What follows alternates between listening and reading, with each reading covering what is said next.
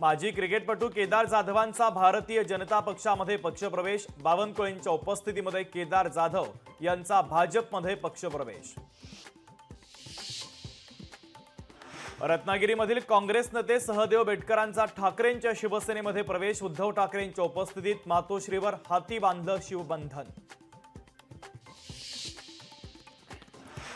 एमएमआरडीएच्या प्रकल्पांबाबत सरकारचे 5 करार। मुख्यमंत्री फडणवीसांची माहिती। तर प्रकल्पांसाठी 4,07,000 कोटींचा निधी। निधीमुळे एमएमआरडीए क्षेत्रातील विकासाला गती मिळणार। देवेंद्र फडणवीसांची माहिती।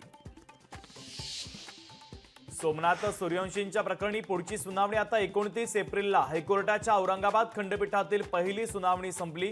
प्रकाश आंबेडकर यांच्याकडून स्वतः कोर्टात युक्तिवाद।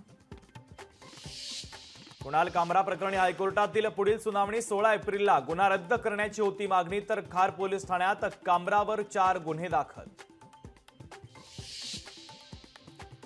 लाडकी बहीण योजनेचा पुढील हप्ता अक्षय तृतीयेच्या मुहूर्तावर 30 एप्रिलला मिळणार पुढील हप्ता। राज्यातील पारा 40शी पार। मध्य महाराष्ट्र, विदर्भ, मराठवाडा तापला। गरज असेल तरच दुपारी घराबाहेर पडा, प्रशासनाचं आवाहन।